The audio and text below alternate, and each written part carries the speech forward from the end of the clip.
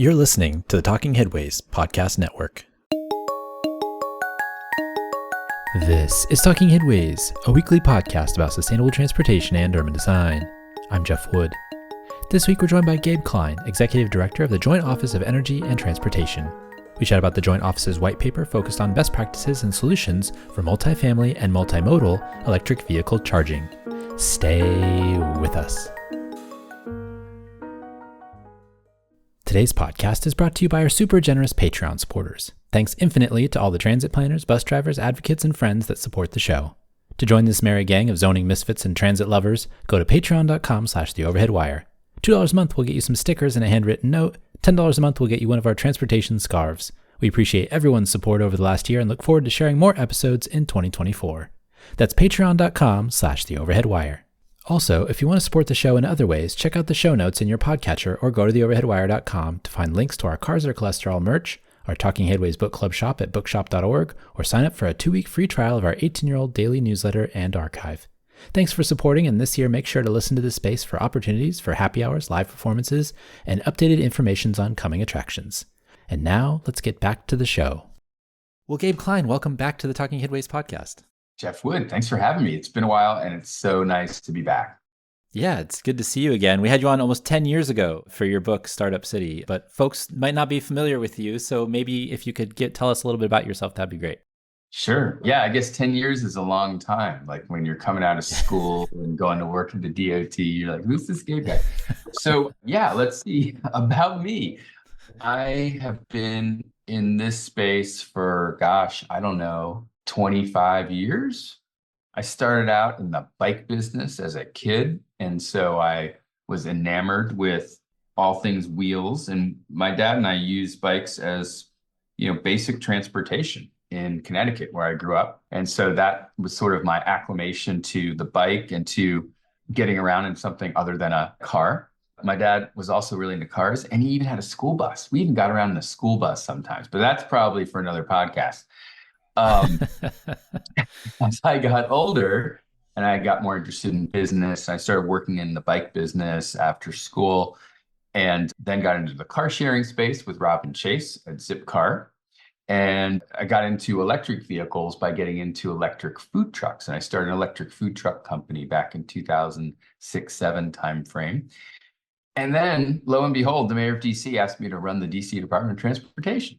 He and Dan Tagliolini, who is a great friend, did that, put in lots of bike lanes, started building a streetcar, expanding the circulator bus, really doing some interesting things with public space.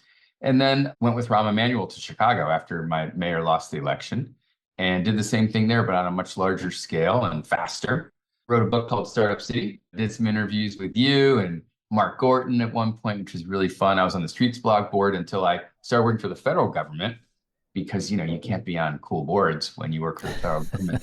But, have always had a warm place in my heart for this podcast, the whole Streets blog family, and for just cities and, making sure that all the people that are moving to cities, and it's just increasing worldwide, but particularly in the United States, they have as many options as possible to get around, and that we don't bankrupt people between real estate and transportation. And it's getting really expensive to live in a lot of our cities. So that's me in a nutshell.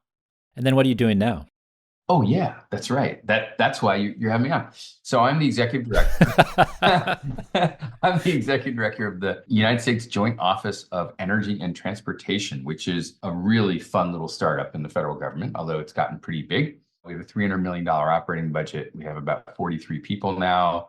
It's a startup within government. It is here to bridge the gap with electrification and sustainable fuels between the Department of Transportation, Department of Energy, bring together these incredible resources that we have, but they often don't talk to each other, which is sort of a microcosm of states and cities as well, or maybe they're a microcosm where you don't have a lot of interaction between the state energy office and the DOT. And increasingly, when you look at the business world, for instance, these are becoming one business. When you look at GM Energy or you look at Tesla, right, and sort of where the world is going, or the rise of electric bikes. We sold over 1 million electric bikes in the US in 2022. And so energy and mobility and transportation are overlapping in ways they haven't before. And we want to make sure in this transition that We're creating, President Biden committed to 500,000 electric chargers by 2030. And the goal is to clean the air and also to create jobs again in this country for people, right? And to do all of this in an equitable way, in a sustainable way. But while we're doing it, we have this opportunity to reinvent mobility as we know it, I think, in cities. And that's what's also very exciting. How are you feeling about cities at this point in time, this juncture and strange world that we live in at the moment? God, it is a strange world. I mean, I'll say that, well, I love cities, always have. I love the quirks and the imperfections in cities. I think that's what makes them magical. I think we went through a period, I was just talking to some close friends the other night, where we were infatuated with smart cities and trying to create the perfect city. And there's nothing wrong with striving towards perfection, but sometimes the imperfection that makes it interesting, right? And makes it also maybe affordable. And so I think we need to be careful about what we want. We want low crime rates. We want great opportunities for people. We want equitable cities, but we don't necessarily want completely tech-enabled cities, right? We don't want, perfectly crystal clean cities because they aren't made for everybody. We want accessible cities. And part of accessibility means mobility and upward mobility, and they're very connected. And to do that, we can't ask everybody to make a capital investment in their own transportation, whether they're taking transit every day, or they're riding their bike, or they're in a bike sharing program, or they share their car with their neighbor. Whatever it is, we are very focused on true equity and equitable outcomes. And that means also providing access to people versus just ownership. And I actually spoke to the National Governors Association and National League of Cities this morning. And the one thing that they clapped for was that, particularly all the mayors in the room, this recognition that true equity is going to take a little bit more work. Yeah. The Joint Office of Energy and Transportation, is this a similar effort to previous kind of coordinated efforts like the DOT HUD EPA partnership, or is it something different? What's its role and how did this office specifically come about? I'm curious about that. Well, without knowing all the details, like I'm friends with Shelley Petitia, and I know some of the history with other efforts. I will say that this is the first time that the federal government has ever tried to span two different agencies with one office. And beyond that, we also support EPA. Within DOT, we support FTA and federal highways. So we do a lot. And our deputy director pointed out today, as we were providing a briefing, that we don't just provide technical assistance and support and help. We actually formulate policy and programs, working with our partners to make sure that these programs are executable. We are working to make sure that the outcomes that the administration has committed to, that we're formulating the programs to actually meet them. And we're trying to provide as much flexibility to state and local governments to do what they need to do in a context-sensitive way. Yeah. Well, when I was thinking about what we should talk about, my mind went so many different directions in terms of charging infrastructure, funding mechanisms, vehicle types. But I guess I should ask you what the basic organizing principle is, because, you all put out the white paper, but I'm just curious, you were connecting to all these places that you were talking about previously, but what is the specific focus and how are you doing so far on getting to the places where you want to go? Yeah, it's a good question. It's timely because we support almost $20 billion in electric vehicle charging, sustainable fuels, FTA, transit low-no program, buses, electric school buses. So we support a lot. And we work every day to make sure that we're impacting the outcomes, right? And the president set a goal of 500,000 chargers by 2030.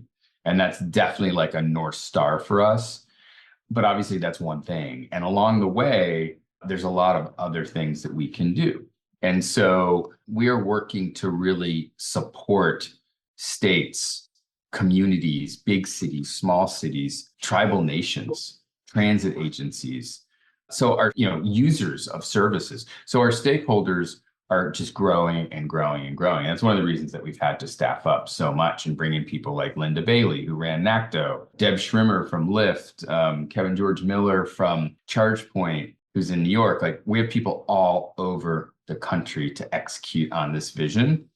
And I think it's one thing to just get chargers in the ground, but to do it in a thoughtful way so that you're doing integrated multimodal planning, like in an urbanized area, and you're giving people the technical assistance, but also the freedom and time to do that, that you're doing webinars and providing best practices in terms of what communities are doing or what states are doing, that you're helping foster the relationship between like states and cities, which is what I was working on this morning with National League of Cities and National Governors Association, and that we're truly creating a more sustainable and equitable future. And so I think we're doing really well. We knew that the private money would be hitting first because it's already in motion, and that you had to do all this planning. We had to set minimum standards. There's a lot of pre-work that had to be done. And so, now we're starting to really see like DC fast charging stations go in the ground. And I think then next what you're going to see is more level 2 chargers going in, particularly in urbanized areas. But it just, it takes a little bit of time for the federal money to flow. But the good news is you have also local money. You've got a lot of private money flowing into this space. And like you look at the New York City pilot, right, with Flow, with pole-based chargers, and it's been like so successful. Those types of things make me really excited for the future. Like I think they expected 15% utilization on those chargers, and they got over 70% utilization. So like the demand it's really there. And the bulk of the charging that's going to happen out there is going to be in metropolitan areas, urbanized areas, and it's going to be level 2 charging. There's all this hand-wringing in the press that I see anyways from scouring articles for my newsletter about whether or not we're going too fast or too slow on electric vehicles. And I'm wondering what kind of the outlook now is, now that you see these chargers going in, now that you see the results of years of planning, what's the outlook for transportation electrification at the moment? I think it's very positive, actually. Like we had a record year for EV sales last year. Like I said, over the million e-bikes was 2022. 2023, I haven't even seen the numbers. So there were more e-bikes sold than cars in 22. In 23, 1.4 plus million cars. And so like that was a almost 60% increase, right? So we're seeing huge increases. We added like 35,000 charging stations last year in the United States. Public charging stations went from like 135 to almost 170. So like all the metrics are great. I think some of it is like you've got a media landscape that's changing pretty dramatically. And like we'll do an interview and a great article will come out, but the headline will be terrible. And I'll be like, what? Yeah. There was an article in CNN.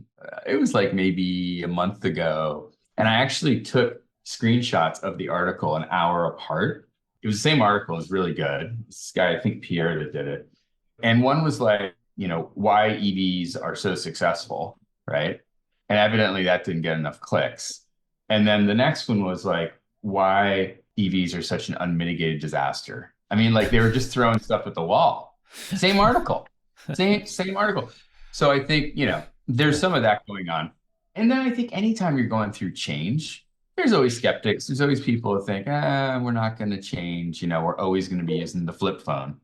We're never going to go to a smartphone. And look, sometimes there's hiccups and bumps along the way, but you always end up pretty much going to the smartphone. It's like people don't generally go backwards when they get something that's cleaner, faster, easier, cheaper. I just got back from China. I was there for a month visiting family, and I was really impressed by the number of electric vehicles on the streets in larger cities. All the buses were electric in Zhuhai and Shenzhen. The cars all had green license plates if they were electric, and other colors if they weren't, so you could actually tell kind of which ones were electric. I didn't know all the brands. Obviously, there's tons of brands over there, but I could tell whether they were electric or not. And it was just really impressive. Of course, they have different subsidy circumstances and whatnot, but it kind of gives me hope that we'll actually get there, because we do have this issue where a third of transportation emissions in the United States do come from the transportation sector. And so I feel like, they're moving forward, we're moving forward. I feel good about that. I don't know how you feel. Oh, yeah. And I was asked this morning, like, can we go this fast? And I was like, can we afford not to?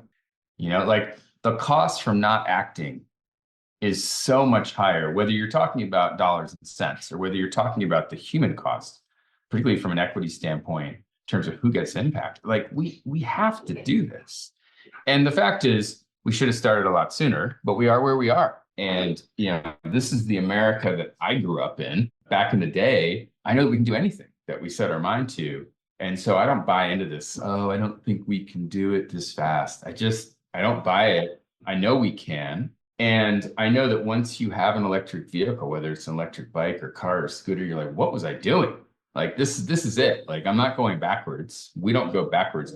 And I also know that Americans love choices. And at the end of the day, what we're doing is, and I say we, like collectively, industry, the OEMs, the federal, state, and local governments, the clean energy companies, like we're moving things forward, progress, and we're charting our own future here in this country. And with the president's leadership, like we're really reinventing manufacturing in the United States. And you can't underestimate the importance of that. And doing it all at once, yeah, it's a lot, but that's the only way to do it. Like there's a right way and there's a wrong way, right? And we're doing it the right way. Let's talk about charging. It's different from fueling in that 80% of it happens at home, but it also means that there are many folks that can be left out of that. The white paper you all released in February, Community Charging, Emerging Multifamily, Curbside, and Multimodal Practices, focuses specifically on that 31% of households that are multifamily. Why did you choose to highlight that aspect specifically in this white paper? I mean, there's a whole bunch of reasons. One is because that 1/3 of the country is just as important as everybody else. It's also the trend. Housing is less affordable. There's less single occupancy houses being built, or single family homes as they call them. And so multi-unit in many ways is the way of the future. There's also a tremendous amount of multi-unit being built right now to meet the demand, right? And so Mayor Giles, who's in our EV working group, I was with him the other day, Mayor of Mesa, he was saying like, look, like we're building all of this housing in Mesa and we still haven't changed our zoning to require more than 4 EV chargers in every building, no matter how many units. We have to change that. And I thought that was a great point. Like, what are the things that we can change and shape now in urban areas with multi-unit, right? That will have a big impact. And by the way, save money and give people options. Well, that's one right there. Governments can streamline permitting for chargers. They can allow more peer-to-peer charging. There's a lot of things that can happen. And so what we're trying to do is highlight best practices. And then also like with our funding opportunities in the joint office, and we put one out and awarded most of it last year. And then we are working on another one right now. We're really trying to seed innovation, right? And we're trying to maybe take a little bit more risk with smaller dollars so that cities and companies can learn. And then when they're going to scale with tens of millions, hundreds of millions of dollars, they know whether something works or not, right?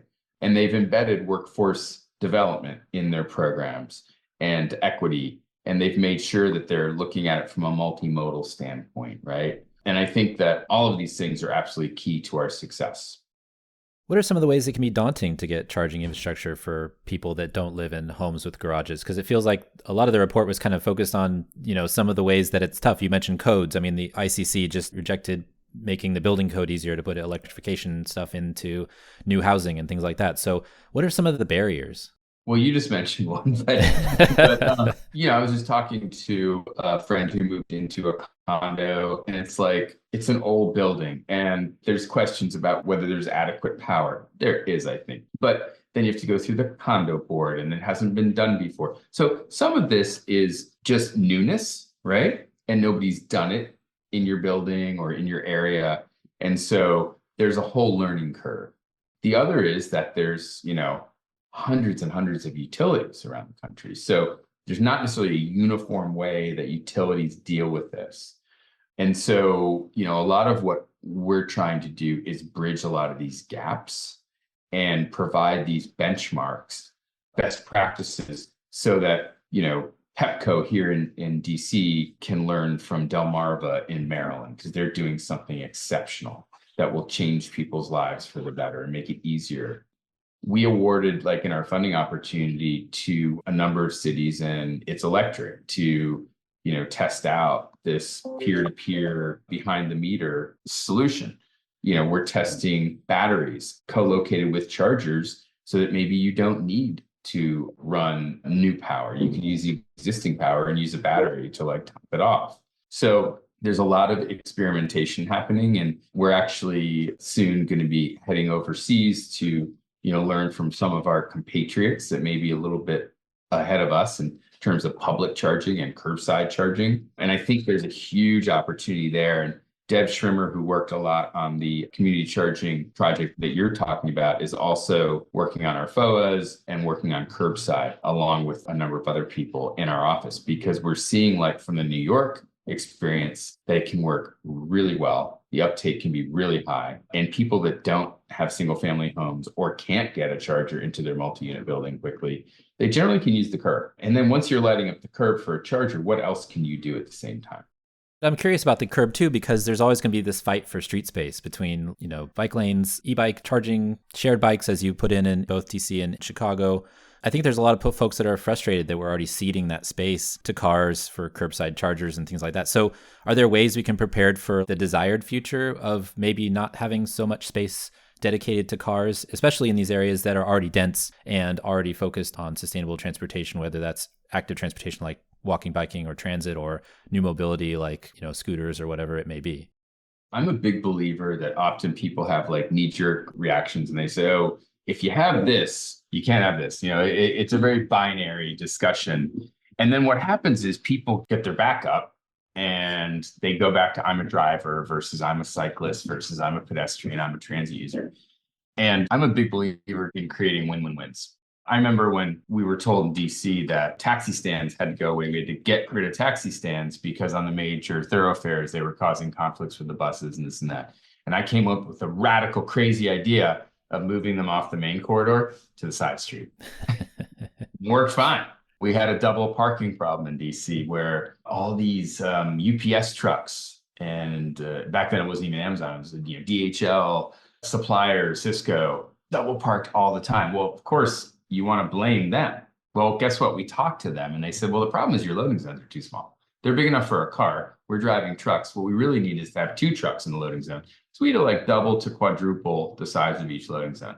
And then that problem pretty much evaporated, right? So we need better communication. We need to figure out what the needs are. And then we need to figure out how we do all of it, or as much of it as possible, with some level of prioritization. And within the city, that's up to the folks in the city, right? It's not up to us at the federal level now. I'm thinking like as a DOT chief. Yeah. And, my belief is you can have bike lanes, you can have curbside charging, you can also light up bike share, streeteries. And I actually worked with New York City before I took this job with my old company, Cityfy, that I had. And, definitely in that process, I figured out that there's a lot of opportunity. Like once you're running power to the curb, you need to stub out for everything that you're doing. Because the cost, like if the feds are going to pick up 80% of the cost of lighting up a DC fast charger on a block face, well, use that to stub out for, 10 level 2 chargers, use that to stub out for the bike share, use that for the streetery.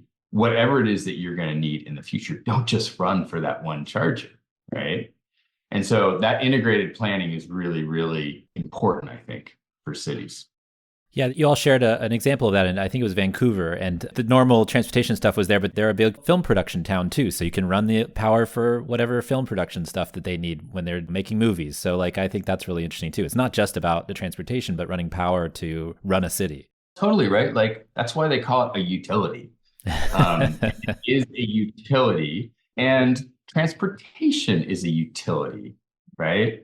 Now, transportation can be fun and exhilarating, or it can be sort of boring, but it is at its basic function utilitarian. Just like the public space, it needs to function to move people on a sidewalk and safely and all that, but it can also be beautiful. And so I think as we're designing this future, what else can we improve as we're spending all of this money to electrify the propulsion systems in our transportation? I've been really interested in this idea generally, and I'm wondering partially about the future of oil companies and things like that and gas stations. But what happens when a transit agency or a public utility that's owned by the city starts taking over all this charging opportunities? And instead of, using the profits for something else, maybe they put it into the transit system, or maybe they use it for this other thing. So I'm wondering what the opportunities are with this new infrastructure, these new ideas. We're powering cars and other vehicles, but we also have this new opportunity to kind of change the landscape of how we use the value that's created from that for other things. Absolutely. And, we've been working actually on a study on operating models.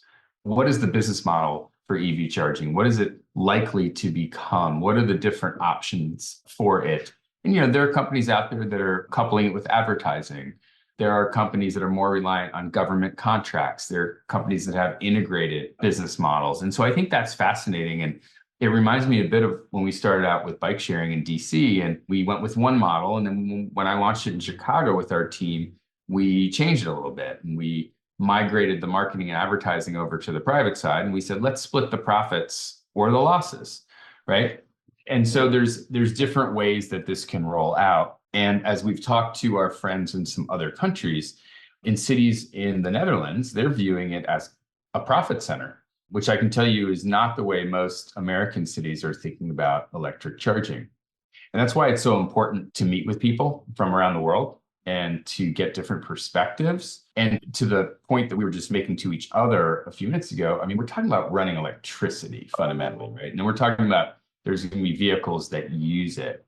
But there's an opportunity for every vehicle that is utilizing electricity and storing it in these large battery packs, right? Whether it be a fleet of Amazon trucks or buses or school buses or individual vehicles on the street. If they have the capability for managed charging, right, to send power back to the grid, to put it back into a battery on the curbside, then instead of thinking about electric vehicle charging, and this is the narrative that you'll hear out there, as being a huge load on the system, it could actually be the solution to the load on the system. It can be taking power off peak, storing it in the vehicles, storing it at the curb, and then sending it back at peak when it's needed at lower cost. So I'm very excited about that bigger picture and what those operating models look like in the future. And we're just setting the stage now. But again, it's important to be thinking about those things as you're planning, even for your curbside. You mentioned New York and how their public chargers have been very well used. They also have this other problem I read about the other day where 20% of the time the space is taken up by gas-powered cars. So I'm wondering about priority and how that works in terms of trying to make sure that we have the access that we need for the chargers to the electric vehicles rather than just being a parking space. Yeah, this harkens back to my Zipcar days where we got parking spaces in some cities. Here in DC, notably, we had 83 spaces on the street, and people would park their regular cars in there.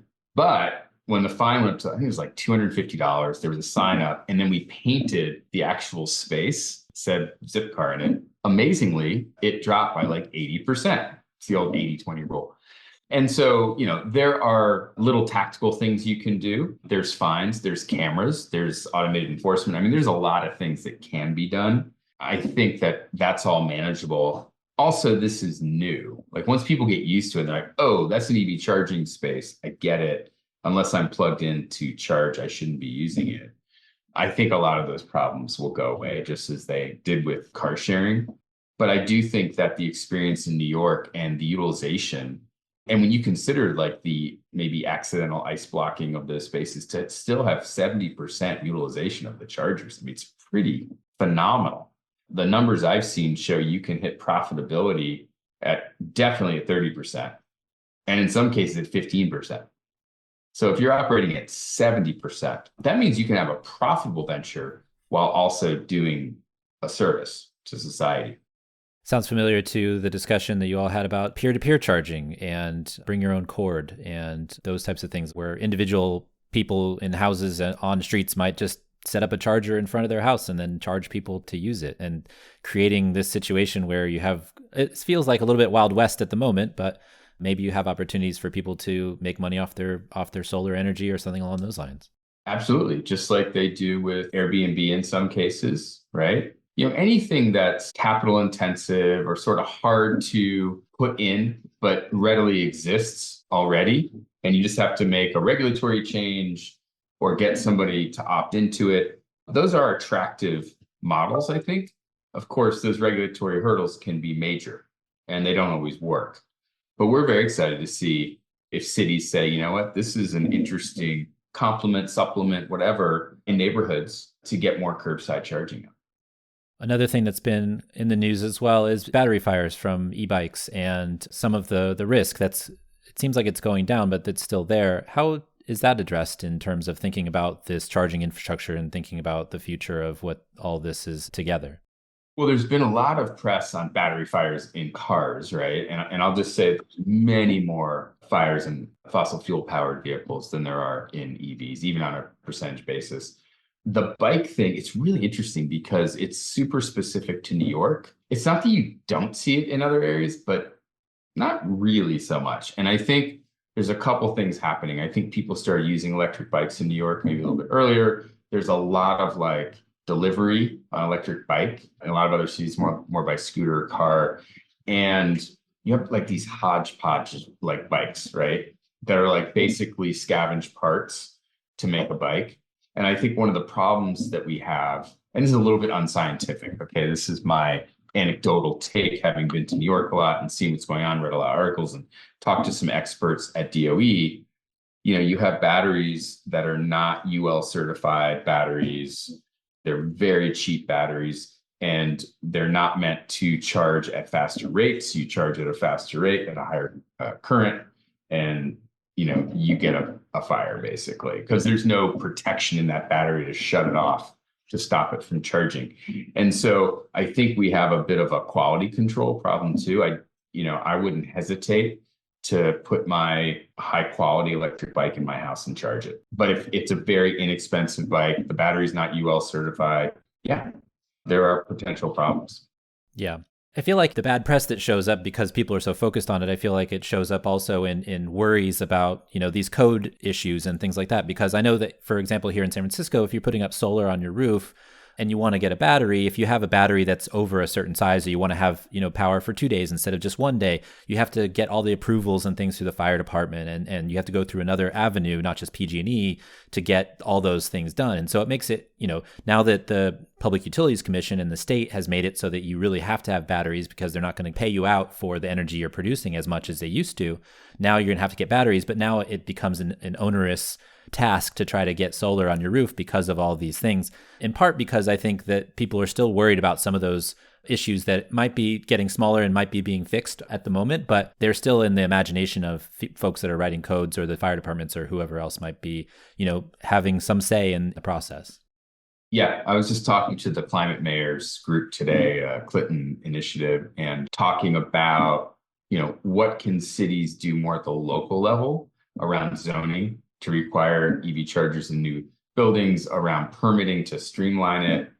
And sometimes it's demystifying things, clarifying, myth busting, and sometimes there are real problems like the inexpensive batteries, in New York that need to be addressed.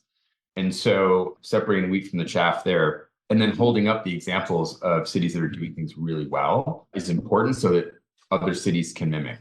And that's something we're in the process of right now. And actually today, we just announced this afternoon our EV infrastructure playbook, which is specifically meant for communities. There's 8 modules. The first 4 are planning, engagement, siting, and funding. And we're going to have 4 more modules that'll be a little more complex. One will focus on utility coordination.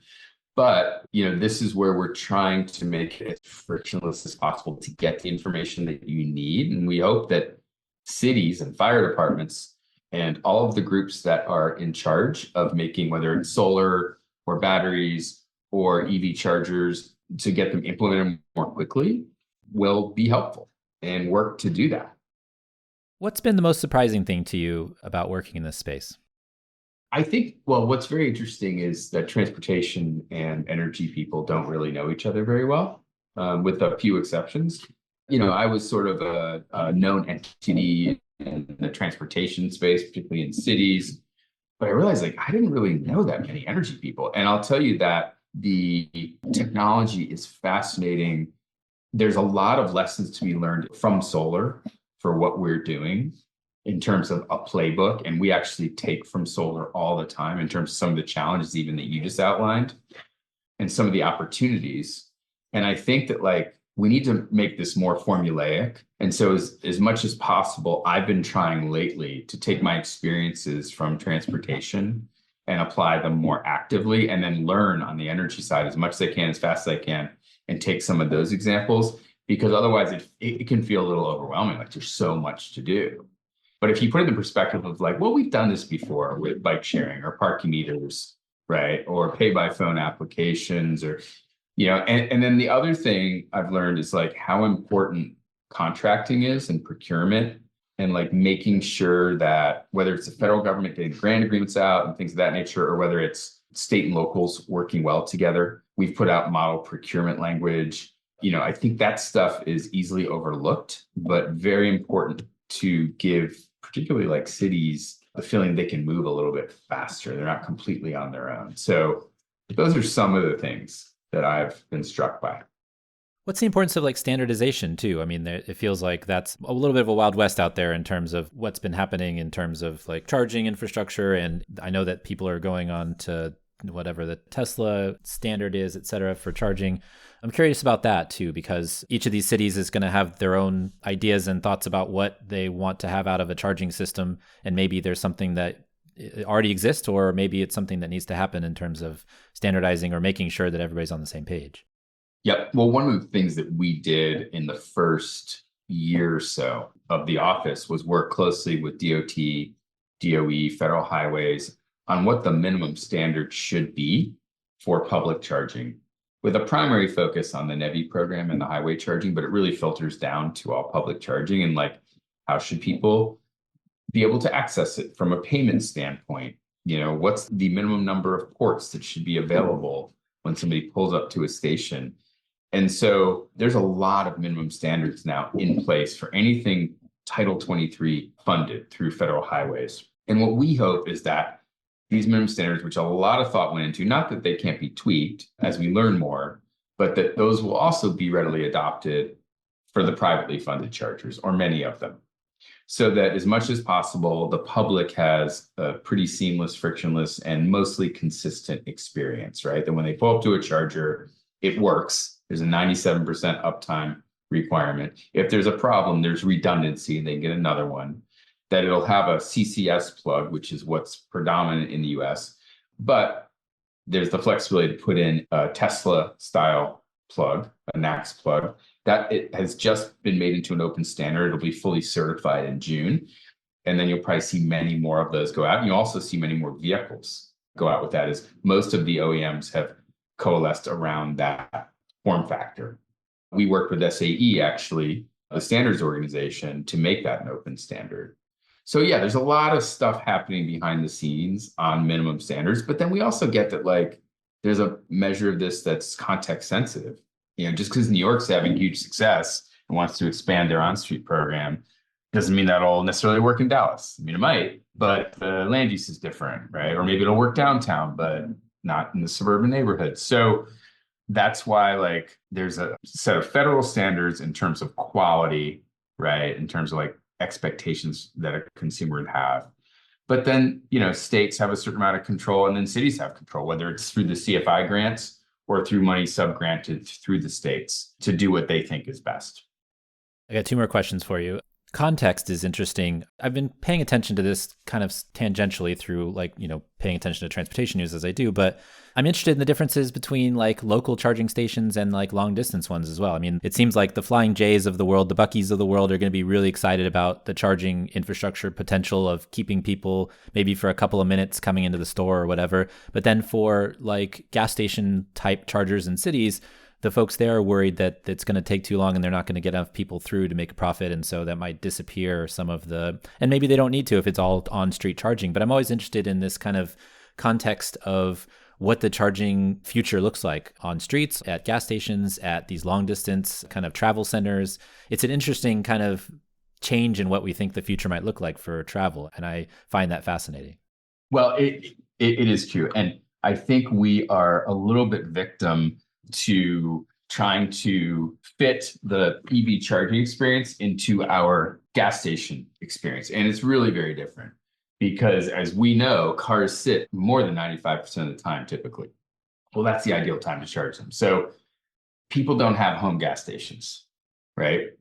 But in this case, many people are going to have home charging, whether it's on the street in front of their building, in their building, or at their house, at their single family home. So that changes the game completely. Like I've had an electric vehicle now for 6-7 years, And I've probably been to a fast charger maybe 10 times, right?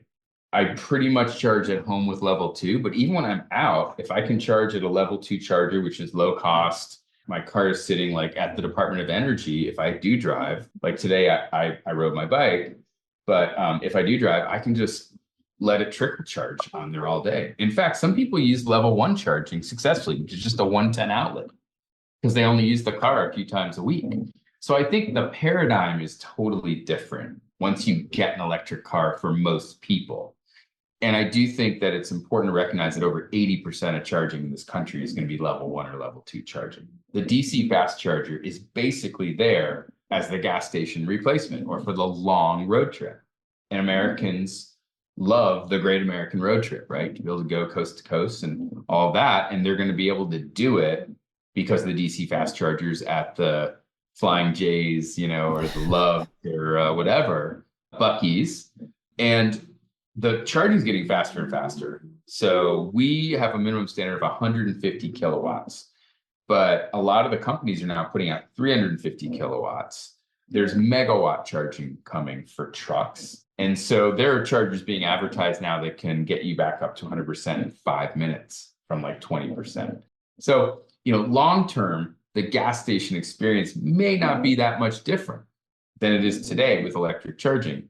The other thing is, as somebody that has used fast charging on like I-95 when I'm going to New York from DC, I need to stop. I need to grab a bite.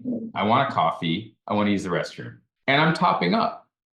I'm not going from 0.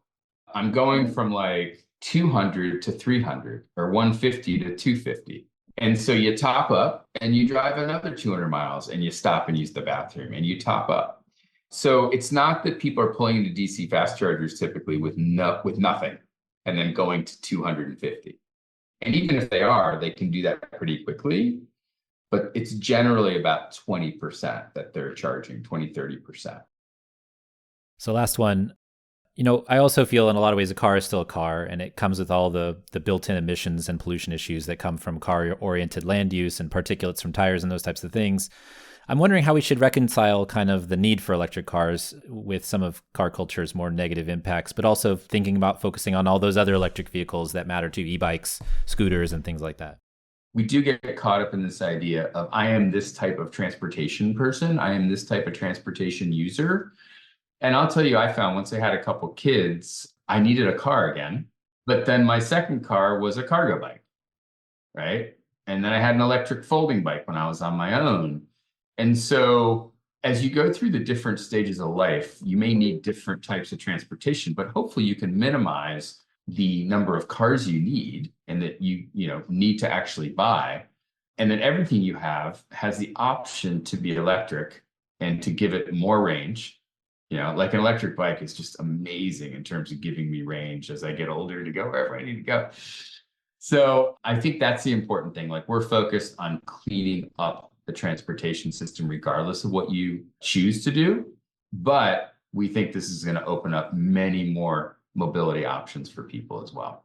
I mean, one thing I'll tell you is every mayor I talk to, whether it's with the climate mayors, National League of Cities, or US conference mayors, they always say, what about multimodal? I want to do this in a multimodal way. And it's so great because when I took over DC DOT at the beginning of 2009, I mean, almost no mayors were saying that. So there's been a sea change out there. That's wonderful. The other thing is we have to walk and chew gum. Like we gotta do it all. Like there are people that are stuck with land use that does not afford them the ability to walk or ride a bike or even take transit. There's people in transit deserts. And so we've got to recognize that we have an America that is a lot of different contexts, right? And so in the cities and urbanized areas and there's a lot of suburbs that are becoming urbanized areas with TOD, like here in the DC region, we got like 16 different big TODs happening.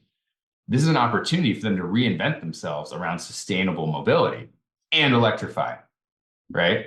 For the far-flung suburb that just wants electric charging to move people over from ICE to electric, can do that too. We need to do everything because we got to clean the air and get rid of the emissions. The CO2 levels are just too high. We're going the wrong direction. And so whether you're primarily a cyclist or a transit user or whatever, you should be supporting the idea of more electric vehicles on the road. But I'm a big believer that in areas that do have the land use that is appropriate or are moving in that direction or want to move in that direction, this is an opportunity to do all of that at the same time. When you're tearing up the street, put in the bike lane, put the chargers around the corner if you want on the local street, put in the electric bike share station that people have been asking for, electrify your bus fleet if you can. Do it all. There's plenty of funding if you have the wherewithal and you do the integrated planning to make it happen. And the joint office is here to support that with things like this playbook, but also we have, over 50 consultants. We've got 43 people on staff. We got access to all the national labs. You can come to us, go to our website, ask for technical assistance. We commit to get back to you within 48 hours. Not as fast as Domino's Pizza, but within 48 hours. Sounds pretty good still. Yeah. And if we don't have an answer, we'll get the answer. We'll figure out who within government, because we know it's okay. We'll figure out who can help. So we have that commitment. That's why the joint office is here. Awesome. The white paper is entitled Community Charging, Emerging Multifamily, Curbside, and Multimodal Practices. I hope folks can check that out. I'll put it in the link to the show notes. We'll put the link in the show notes to the Charging Infrastructure Playbook as well. And Gabe, we really appreciate your time. Thanks for coming on the show. Thanks for having me, Jeff.